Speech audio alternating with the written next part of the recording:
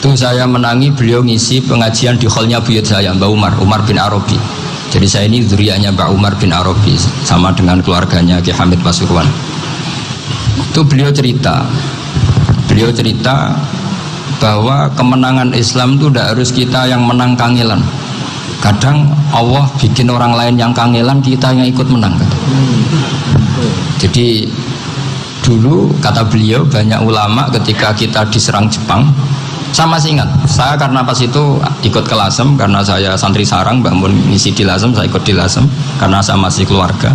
Itu ulama-ulama itu mimpi dibacakan ayat khulibatir rum fi adnal ardi wa hum min ba'di ghalabihim sayaghlibun fi bid'i sinin lillahil amru min qablu wa min ba'du wa yawma idzi yafrahul mu'minun. Itu dulu itu ada pertarungan besar antara kerajaan Romawi dan kerajaan apa?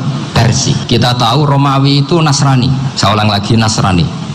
Nasrani itu percaya adanya Allah, adanya Tuhan, dan percaya adanya kitab samawi.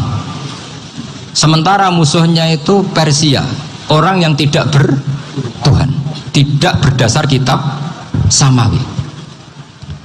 Ketika Persia mengalahkan Romawi, itu orang Islam ikut susah, karena terus dibully sama orang-orang kafir Mekah. Orang kafir Mekah adalah orang yang tidak punya kitab samawi.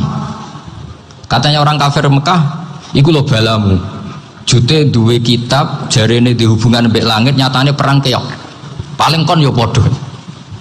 Jadi ada analogi bahwa kalahnya orang Nasrani itu dianggap simbol kekalahan orang yang bertautan atau berhubungan dengan langit. Akhirnya orang Islam susah. Saking susahnya orang Islam sampai Abu Bakar itu tanya, ya Rasulullah, lalu orang Romawi menang itu kapan? Terus ada surat turun fidit di sini, ya kira-kira 3. Abu Bakar pas itu belum alim-alim amat. Jadi ngartikan 3 itu ya 3 betul, sehingga beliau masyhur itu.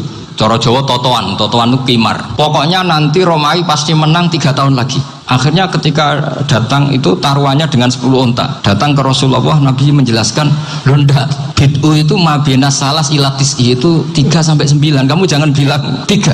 Ya sudah, taruhannya ditambah sampai 100 unta. Tapi pembuktiannya enggak 3 tahun, tapi nunggu 9 tahun. Sampean jangan tanya, berarti dulu pernah taruhan halal. Zaman sebelum ngaji saya, sampean sudah sering taruhan, jadi jangan nyalahkan saya. Nanti itu ada ilmunya, namanya nasah apa? Mansukh. Dan taruhannya Abu Bakar tidak kayak sampean. Taruhan yang sangat-sangat demi Islam, bukan demi hadun nafsi. Betul. Ketika tahun ke-7 orang Islam itu menang. Gila ya, tahun 9 itu umat Islam menang. Menangnya umat Islam mengalahkan musyrik Mekah itu di Badar. Romawi mengalahkan apa? Persia. Gara-gara Romawi mengalahkan Persia itu cara berpikir orang itu rubah. Ternyata langit itu ada, kekuatan langit itu ada. Sehingga meskipun akhirnya orang Kristen bilang ada Trinitas, terus mereka keliru dalam mengartikan Isa, tapi ada sekian nabi yang mereka sebut dan mereka hormati. Ada sekian kesamaan. Sehingga dalam Islam, saya ulang lagi, dalam Islam, andai kan disuruh milih orang komunis sama orang Nasrani, Islam tentu sama-sama kerjasama, milih sama yang Nasrani, karena ini ahli kitab, kerjasama loh, bukan milih menjadi Nasrani. Nanti kalian salah paham, senangannya terus bully. Itu semangatnya pasti hasad ya. Nah, terus lalu relevansinya dengan Indonesia gimana? Wa yauma idzi yafrahul mu'minun. Ketika orang Romawi yang punya kitab samawi mengalahkan Persia yang tidak punya kitab samawi, itu orang Islam ikut bunga, ikut gembira. Itu semua kiai banyak yang mimpi seperti itu. Ini cerita Pak Ahmad Siddiq. Saya dengarin itu. Ternyata betul. Jepang itu nggak dikalahkan Indonesia. Jepang, Hiroshima dan Nagasaki dibom oleh apa? Sekutu. Akhirnya Jepang pulang. Pas Jepang pulang, Indonesia merdeka. Itu dulu kiai-kiai sudah nakwil bahwa menangnya Indonesia itu udah harus mengalahkan penjajah. Pokoknya nanti penjajah ada yang mengalahkan itu. Jadi orang Islam zaman itu tidak bisa mengalahkan Persia. Yang mengalahkan itu Romawi. Tapi orang Islam ikut gembira. Itu sebenarnya wa yauma idzi yafrahul mu'minun binasrillah. Jadi orang itu cara berpikir Quran itu beda. Sehingga saya ini cerita ke cucu-cucu Mbah Sidik karena ya nasabnya sama sampai saya karena sama-sama sampai Mbah Sambu. Bedanya keluarga saya lewat Mbah Abdul Azim, kalau yang keluarga sini lewat namanya Mbah Yusuf. Itu saudara sama Mbah Abdul Azim, sama-sama sampai Mbah Sambu. Tapi keinginan saya tentu bukan sekedar silaturahim gagah-gagahan diceluk Gus. Celuk Gus repot. Nara ora alim ra pantes.